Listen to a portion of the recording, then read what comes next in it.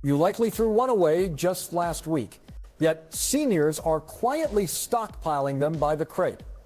Why? Because if the winter of 2025 unfolds as the latest NOAA anomaly briefings suggest, that seemingly insignificant item could be the only thing standing between your family and a genuine disaster. I'm not guessing. I've spent weeks analyzing AARP's silent stockpile guides and decoding intel from seniors who survived the Texas grid collapse and Quebec's ice tsunami. What they're preparing for now is far stranger. This isn't just about stocking up on soup. This is about the 12 bizarre, almost paranoid items that vanished from shelves first. You'll discover why a simple grocery store find is now a prepper's gold, and why wool socks are more critical than your power bank. Don't skip a second, because the item at number 7 will have you sprinting to the store. It's a complete game changer.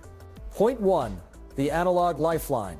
Cold, hard cash. Let's start with something you probably haven't thought about since your last yard sale. Cold, hard cash. Yes, actual paper money. Seniors who have lived through more than a few widespread emergencies know its true value, and it has nothing to do with wealth. They aren't hoarding hundreds or even 50s. They are meticulously collecting small bills, 1s, 5s, and 10s. Why this specific strategy? Because in a crisis, small, manageable denominations are the only currency that truly matters. Think back to the Texas grid collapse of 2021. For days, the entire digital economy ceased to exist. ATMs were nothing more than frozen metal boxes. Credit card readers were useless plastic bricks. Banks were shuttered, their digital vaults as inaccessible as if they were on the dark side of the moon.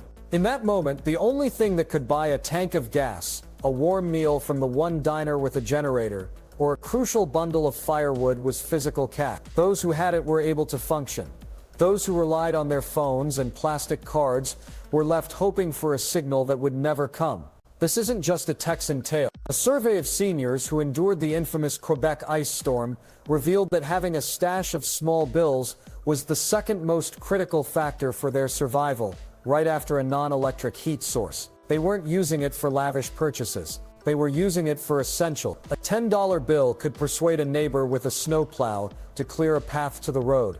A 5 could buy a handful of batteries from someone who had stocked up. It's the currency of immediate need. A 72-year-old from Montreal, a man named Jean-Pierre, put it bluntly: when your world shrinks to your street and the power is gone, your debit card is a joke. Your neighbor, however, will take a $20 bill for a share of his generator's power. He explained how he paid a teenager in his neighborhood $15 in small bills just to check on his elderly sister 2 blocks away, a transaction that would have been impossible with a credit card. Seniors understand that in a widespread winter disaster, the formal economy dissolved. It's replaced by a microeconomy of favors, services and goods exchanged between individuals. You can't use Apple Pay to tip the person who helps you dig your car out of a snowdrift. You can't Venmo the gas station attendant when their systems are down, but they might manually pump 5 gallons for cash. It's about having a universally accepted tool that requires no power, no internet, and no third-party verification. Keep a fireproof, waterproof container with at least $300 to $500 in small denominations. Hide it somewhere clever but accessible. Not your mattress. Not a sock drawer where moisture can turn your lifeline into mildewed paper. Think inside a hollowed-out book, taped to the back of a picture frame, or in a sealed bag inside your car's spare tire compartment. This isn't paranoia, it's a proven strategy from people who know that when the digital world goes dark, analog always works. Point 2, the wax-fueled workhorse. Utilitarian candles. Next up is an item so common it's practically invisible. The simple, old-fashioned candle. I'm not talking about the expensive triple wicked sea salt and orchid scented jar you bought from a boutique. I'm talking about the plain, unscented utilitarian wax candles you can find at the dollar store. They're often sold in packs, cost next to nothing, and smell like, well, wax. Seniors buy these by the case, and there's a profound logic behind it that goes far beyond simple lighting. When a severe winter storm knocks out the power and statistical models show the likelihood of multi-day outages is increasing, these humble candles transform into essential survival tools. Their high-tech LED lanterns and rechargeable lights are fantastic, but their lifespan is finite. Batteries die. Charging ports become useless without electricity. A candle, however, only needs a match. According to a post-disaster analysis following the 2024 Midwest Blackout, An astonishing number of households over 60 relied on wax candles not just for light, but as a crucial source of psychological comfort and even minimal heat. Imagine it's day 3 of a blackout. The house is frigid and silent. The darkness is absolute. That's when the true power of a candle reveals itself. A single steady flame is enough to illuminate a room, allowing you to navigate your home safely, find supplies, or read a book. It provides a focal point, a small dancing light that pushes back against the oppressive dark and reassures your primal brain that you are not completely powerless. Gladys, a 78-year-old from rural Manitoba, who regularly endures long power outages, calls her candle collection her sanity keeper. She explains that lining a few up on the kitchen counter does more than just provide light.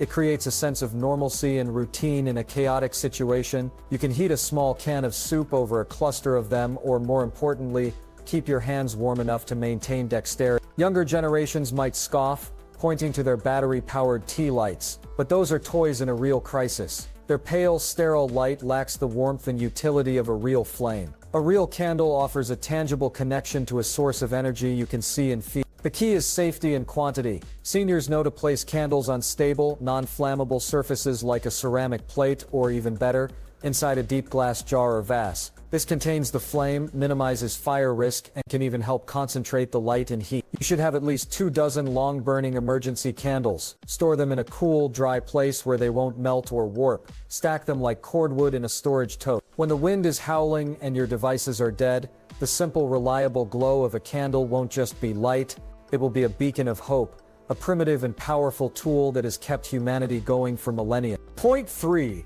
The unsung hero. The humble plastic bag. This next item will make you laugh until you realize its life-saving potential. We're talking about the flimsy, single-use plastic grocery bag. The very thing society has been trying to eliminate has become a cornerstone of senior survival stockpiles. Experienced preppers aren't collecting fancy, reusable totes. They are methodically amassing hundreds of these crinkly, unassuming plastic bags. They stash them under sinks, in car trunks, and compressed into old tissue boxes.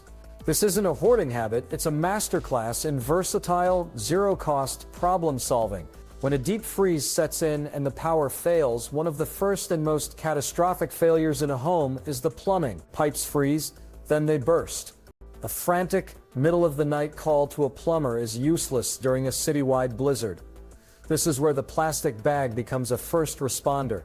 A member of an online senior preparedness forum detailed how he saved his home from extensive water damage. A pipe under his kitchen sink burst, and with the water main frozen, he couldn't shut it off. He used a dozen plastic bags, wrapping them tightly one over another around the rupture and securing them with duct tape. It didn't stop the leak completely, but it reduced the destructive torrent to a manageable drip, giving him the time he needed to deal with the situation. The post received thousands of upvotes and hundreds of comments from others who had used the same technique. The utility of the plastic bag extends far beyond plumbing. When sanitation systems fail due to power outages or frozen lines, a plastic bag placed inside a toilet bowl or a bucket becomes an emergency toilet liner, a critical tool for maintaining hygiene and preventing disease. They can be used as makeshift waterproof socks, worn between 2 pairs of regular socks to keep feet dry from melting snow or slush, a simple trick that can prevent frostbite. You can use them to patch a broken window, taping multiple layers over the hole to block frigid wind. They are perfect for sealing drafts under doors,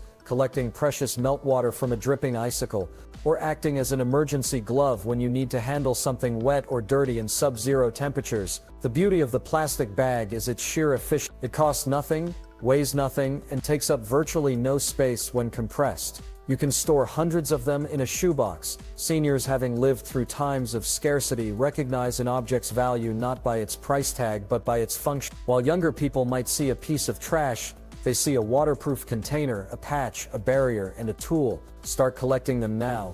Ask for paper and plastic at the store. Keep a roll in your car, a bundle in your emergency kit, and a stash in your basement. When the winter of 2025 tests your resourcefulness, that humble plastic bag will prove its worth 10 times over. Point 4, the morale booster. Gritty instant coffee. Let's talk about your morning ritual. For many, it involves an expensive, complicated machine that grinds, tamps, and brews the perfect cup of coffee. Now imagine your world without power. That machine is now a 15-pound paperweight. This is why seniors consistently stockpile one of the most maligned items in the grocery store: instant coffee. We're not talking about fancy micro-ground artisanal crystals. We're talking about the big cheap jar of gritty dark powder that tastes faintly of disappointment and determination. And in a winter survival scenario, it's worth its weight in gold. During a prolonged power outage, the physical challenges are obvious: the cold, the lack of light. But the psychological toll is just as dangerous. The loss of routine, the isolation, and the gnawing anxiety can be debilitating. The 2025 report from AARP on mental resilience during crises highlighted a startling fact. For seniors isolated during blackouts, the ability to make a hot cup of coffee was the single most reported factor in maintaining positive morale. It wasn't about the caffeine, it was about the ritual. The simple act of boiling water over a camp stove or fireplace, stirring the dark powder into a mug, and holding that warm cup in your hands is an act of defiance against the chaos. It's a small, tangible piece of normalcy. It tells your brain, I am still in control. I can still make something warm. I can do this. Younger people, tethered to their espresso machines and pour-over kettles, often overlook this simple solution. They stock up on energy drinks or caffeine pills, missing the point entirely. The comfort comes from the warmth in the process, not just the stimulant. Instant coffee requires nothing but hot water. That water can be melted from snow, heated over a candle, or boiled on a propane stove. There are no filters to run out of, no complex parts to fail. It is the most robust and resilient method of making a comforting hot beverage known to man. One senior from Maine, who has weathered dozens of nor'easters, calls his jar of instant coffee emergency brain fuel. He explained that on the third day of an outage, when spirits are low and the cold has settled deep into your bones, the smell and taste of that bitter hot liquid can be the one thing that gives you the mental fortitude to keep going. Your stockpile should include several unopened jars of instant coffee. Rotate them annually to ensure freshness. Don't just keep it in the kitchen, put one in your car's emergency kit and another in your go bag. A pro tip shared in many prepper communities is to mix it with hot cocoa powder for a makeshift mocha. It adds calories, improves the taste, and provides an extra psychological boost. Laugh at the dusty jar of instant coffee now, but when you're huddled in the cold and the silence of a dead house is deafening, that steaming, gritty cup won't just be a drink. It will be warmth, it will be sanity, and it will be the quiet, powerful proof that you are still surviving. Point 5, the ultimate insulator: non-negotiable wool socks. Let's move on to something that's probably languishing in the back of your dresser drawer, overshadowed by more fashionable options: wool socks. I'm not talking about thin, stylish merino blends or cute, fuzzy cotton socks. I'm talking about thick, chunky, undeniably untrendy wool socks.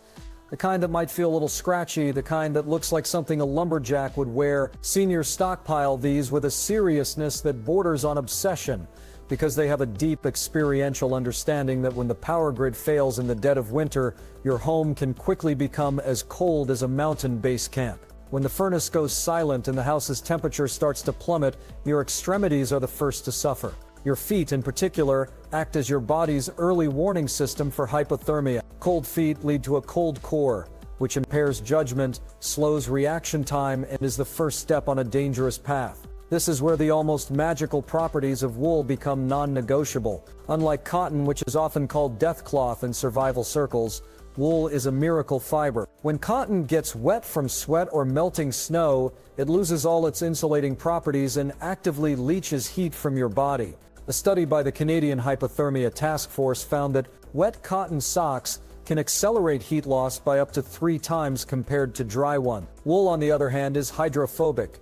It can absorb up to 30% of its weight in moisture without feeling wet to the touch, and critically, it retains its insulating properties even when damp. Seniors who have lived through brutal winters without modern conveniences know this isn't just a fun fact, it's a core survival principle. They have drawers filled with these rugged, often misshapen wool socks, some of which are decades old.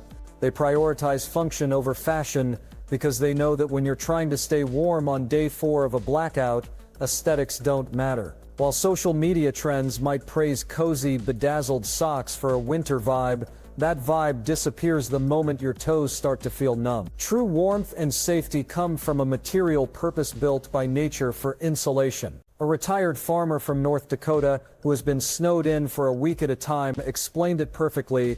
You can wear 3 pairs of your fancy socks and still free. I wear 1 good pair of wool socks, and my feet are the last thing I worry about. He even keeps a spare pair in a Ziploc bag in his truck's glove box, calling them his get-home insurance. Your action plan should be to acquire at least 10 pairs of high-quality, thick wool socks per person in your household. Don't skimp. Think of them not as clothing, but as essential equipment. Layer them if necessary. Sleep in a clean, dry pair. In an extreme situation, they can even serve as makeshift mittens. Keep them distributed. A few pairs in your home emergency kit, a pair in your car, and another in your go bag. When the temperature drops and your smart home becomes a very dumb, very cold box, those unapologetically ugly wool socks will be your last and most reliable line of defense.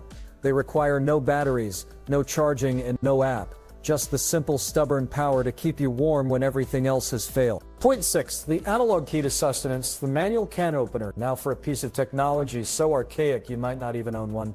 The manual can opener. I'm talking about the clunky all-metal hand-crank device that your grandmother probably had. It's the antithesis of the sleek under-cabinet electric opener that hums to life at the touch of a button. And according to seasoned seniors, it's one of the most critical survival tools you can have. When the widespread multi-day power outages predicted for winter 2025 become a reality, that simple mechanical tool will be the only thing that stands between you and your entire stockpile of canned food. During an ice storm in Ohio in 2024, hundreds of thousands of homes were plunged into darkness for nearly a week. A local news report that went viral detailed the absurd and desperate measures people took to get into their canned goods. They used hammers, knives, and even screwdrivers, often resulting in injury or contaminated food. One family admitted to giving up and eating dry cereal for 3 days while staring at a pantry full of inaccessible soup, beans, and tuna. Meanwhile, the older residents in the community were calmly using their trusty manual can openers. Twist, crank, click, dinner was served. No electricity, no frustration, no drama. They had food security because they relied on a tool that depends on nothing but a little human effort. The younger mindset often defaults to high-tech solutions. I have a multi-tool, or my electric opener has a battery backup. But multi-tools are often clumsy and unsafe for opening cans, creating sharp, jagged edges. And battery backups are finite. A manual can opener, however, is infallible. It has no circuits to fry, no batteries to die, and it will not fail in freezing temperatures. It is a perfect example of a tool that is simple, durable, and effective. Its value is not in its complexity, but in its reliability. Seniors understand that in a crisis, the most valuable items are not the ones that do the most things, but the ones that do one critical thing perfectly, every single time. This is an easy and cheap prep. Go buy a heavy-duty restaurant-grade manual can opener. Don't get the flimsy dollar store version that will bend and fail after 2 cans. Spend the $5 or $10 for a quality one, then buy 2 more. Keep one in your kitchen drawer, one in your car's emergency kit, and one in your bug-out bag. Once a year, take it out and open a can with it to ensure it's still in good working order and hasn't rusted. When the lights go out and stay out and you're surrounded by all the food you smartly stockpiled, that simple twirly piece of metal won't seem outdated. It will be the key to your castle, the hero of your pantry, and the simple machine that ensures you can turn a can of cold beans into a warm, life-sustaining meal. Point 7. The unseen power source. A diversified battery cache. You think you're prepared with battery, you have a couple of AAs for the remote and maybe some AAs for a flashlight. That's a great start, but the senior prepper mindset takes it to an entirely different level. They don't just have a few batteries, they have a meticulously organized and rotated cache. They maintain shoeboxes full of them, labeled by size and purchase date, because they know from experience that when the grid goes down, the most crucial survival devices won't be plugged into a wall. In a modern crisis, information is as critical as heat. During the 2024 Northeast Blackout, cell towers and internet services were overwhelmed and failed within hours. The only reliable source of information, emergency broadcasts, weather updates, and instructions from authorities came from old-fashioned battery-powered AM/FM radio. The voices that cut through the static, providing life-saving information, were powered by D-cell batteries that people had the foresight to store. Your phone is a powerful tool, but its flashlight and access to information are useless once the battery dies, which happens alarmingly fast in cold weather. A dedicated battery-powered flashlight and radio are far more resilient. Here's the crucial detail that most people miss. It's not just about AA and AAA. Seniors know that essential safety devices use a variety of less common batteries. What size battery does your carbon monoxide detector use? Is it a 9-volt or one of those flat CR20? Panicking and trying to figure that out at 2 a.m. in a freezing dark house is a nightmare scenario. Experienced preppers not only have spares for every battery-operated device they own, but they often tape the correct replacement battery directly to the device itself. When the smoke detector starts chirping, the replacement is right there, no frantic search through a junk drawer required. Start building your battery cache now. Buy in bulk when they go on sale. Your collection should include AA, AAA, C, D, 9-volt, and any specialty batteries your devices require. Use a permanent marker to write the purchase month and year on every package. Store them in a cool, dry, and consistent temperature location, not a freezing garage or a hot attic. Crucially, you need to rotate your stock. Every year, move the older batteries to the front for regular use and add new ones to the back. A battery that has been sitting for 5 years is not something you want to bet your safety on. This isn't hoarding, it's creating a personal energy reserve. In the disorienting silence of a deep winter blackout, the ability to create light and access information is a profound psychological advantage. Those humble cylinders of stored power become your connection to the outside world and your primary tool for navigating the Point 8. The analog navigator, laminated paper maps. In an age where our phones guide our every turn, the idea of a paper map seems utterly obsolete. You probably haven't held one in a decade. But seniors, especially those in rural or storm-prone areas, still keep a neatly folded collection of paper maps in their glove compartments. They have state road atlases, detailed county maps, and topographical maps of their local area. This isn't a nostalgic habit. It's a calculated strategy based on a simple truth. In a major winter crisis, the digital infrastructure you rely on is terrifyingly fragile. Recent reports from NOAA and other atmospheric agencies warn that the combination of severe solar activity and extreme weather patterns projected for the coming winter could disrupt satellite communications. GPS signals could become unreliable or fail entirely for extended periods. This isn't science fiction. During a severe whiteout in Vermont last year, emergency services were flooded with calls from drivers whose GPS had routed them onto unplowed, impassable backroads. They followed the confident digital voice on their phones straight into snowdrifts, becoming stranded for hours. The few drivers who made it through safely were the ones who turned off their glitching GPS, pulled out a paper road atlas, and identified the primary plowed highway. They trusted ink on paper over faulty satellite data. The offline maps feature on your phone is a good backup, but it's not a foolproof solution. The cold itself is a major threat to your digital navigation. Smartphone batteries drain dramatically faster in sub-zero temperatures, and the devices can shut down entirely. A cracked screen or a drop in the snow can render it useless. A paper map, however, is impervious to cold, battery drain, and signal loss. It works in a blizzard. It works when your hands are shaking. It works in the dark with a dim flashlight. It cannot glitch, it cannot lose its signal, and it cannot lead you astray because of a software error.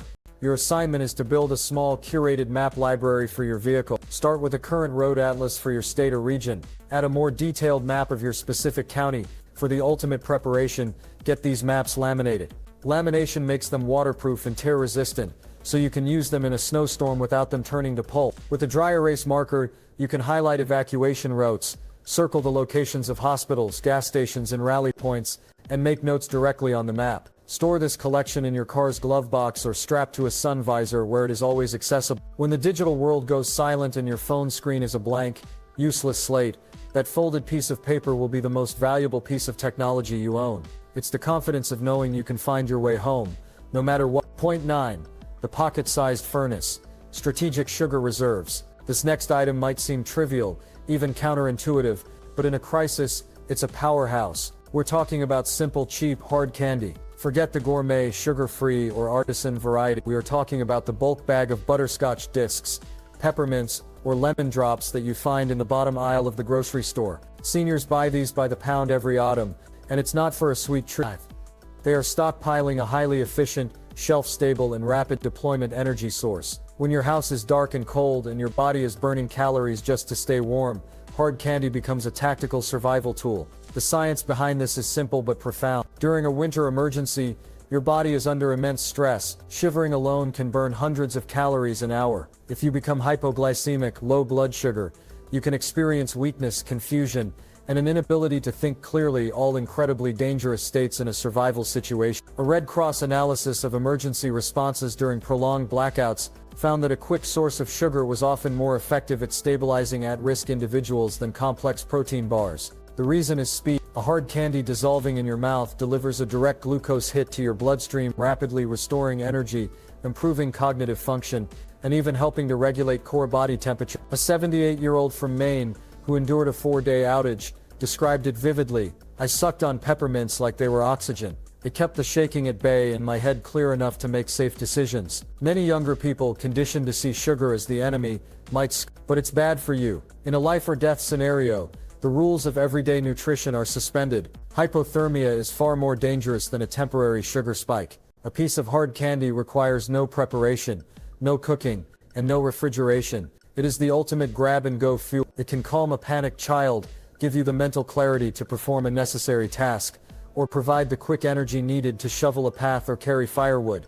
It's a morale booster and a physiological stabilizer in one small waxed paper wrap. One senior preppers forum has a long-standing thread dedicated to candy tactics, where members share stories of using hard candy to stay awake during a long cold night, or to ward off the dizzying effects of low blood sugar. Your stockpile should include several large bags of basic hard candy. Opt for varieties like peppermint, butterscotch, or cinnamon. Critically avoid sugar-free versions, as the artificial sweeteners they contain do not provide the necessary glucose spike for emergency energy. Distribute them strategically. Keep a small bag in your coat pocket, a larger one in your car's emergency kit, and a main supply with your food stores. When the world goes quiet and cold and you're feeling your energy and resolve begin to fade, that simple sticky piece of candy will be more than just junk food. It will be a pocket-sized furnace, a dose of instant morale, and a powerful tool that confirms you have the resources to keep going. Point 10. The second skin, disposable vinyl gloves. Let's discuss an item you probably associate with cleaning or medical settings, disposable vinyl gloves. Not the tight-fitting latex or nitrile ones, but the slightly looser, more durable vinyl kind. Seniors buy these in boxes of 100 or more, stashing them in their kitchens, cars, and workshops. This isn't about hygiene in the traditional sense. It's about creating an impermeable barrier between your skin and a cold, wet, and often hazardous winter environment.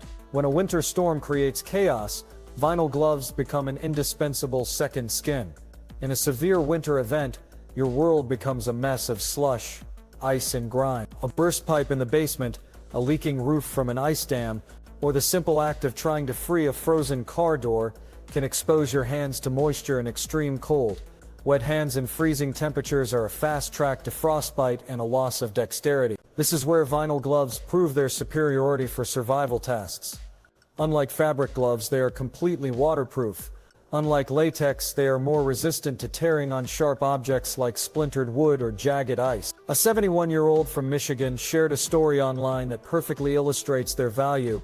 "Used a pair of vinyl gloves to clear a frozen drain in my driveway at 4 a.m. My hands stayed completely dry, and I didn't lose feeling in my fingers. 10 out of 10 would recommend." The applications are almost endless. Use them when handling icy metal tools or shovels to prevent your skin from sticking. Wear them as a base layer under your regular winter gloves for a waterproof insulating system. They are essential for any task involving sanitation, like managing an emergency toilet. You can use them when refueling a generator with gasoline or handling messy fireplace ashes. Because they are disposable, you don't have to worry about trying to dry out a pair of soggy, frozen mitts. You simply peel them off and put on a fresh, dry pair.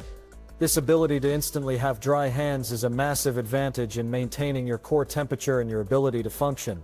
Think of all the dirty, wet, and cold jobs that a winter emergency creates. Every one of them is made safer and more manageable with a pair of vinyl gloves.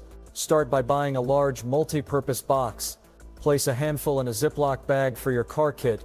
Keep the main box under your kitchen sink, and put another stash in your garage or basement. They take up minimal space and are incredibly cheap for the level of protection and utility they offer. Seniors don't just prepare for the storm itself, they prepare for the messy, difficult aftermath. Vinyl gloves are the unsung heroes of that recovery phase, a simple piece of plastic that protects your most valuable tools, your hands. Point 11. The elemental fire starter. Waterproofed matches. You probably have a lighter or two kicking around and you feel prepared to make fire. But seniors who have faced truly extreme cold know a dangerous secret. Butane lighters fail catastrophically in freezing temperatures. The fuel turns to sludge, the plastic becomes brittle, and the spark mechanism freezes solid. During an Alaskan cold snap that saw temperatures drop to 58 to 50 F, residents reported lighters literally snapping in their pockets. This is why the truly prepared rely on a more ancient and reliable technology. Strike Anywhere matches, stored in a waterproof container. The beauty of a match is its elegant simplicity. It doesn't rely on pressurized fuel or complex mechanics, only on friction and a chemical reaction. However, that simplicity comes with one major vulnerability: moisture. A cardboard box of matches can easily become damp and useless. This is why the senior method is so specific. They don't just store matches, they store them in waterproof containers, typically small metal tins or plastic vials with an O-ring seal. This system protects the matches not only from external water but also from ambient humidity that can ruin them over time. Strike Anywhere matches are preferred because they don't require the special striking surface on a box, allowing you to ignite one on any rough surface, a rock, a zipper, or a piece of sandpaper. This isn't about having a backup, it's about having a primary ignition source that is not dependent on temperature or technology. Your phone's flashlight is not a fire starter. A ferro rod is an excellent tool, but it requires practice and fine motor skills that can be difficult to muster when your hands are numb and shaking.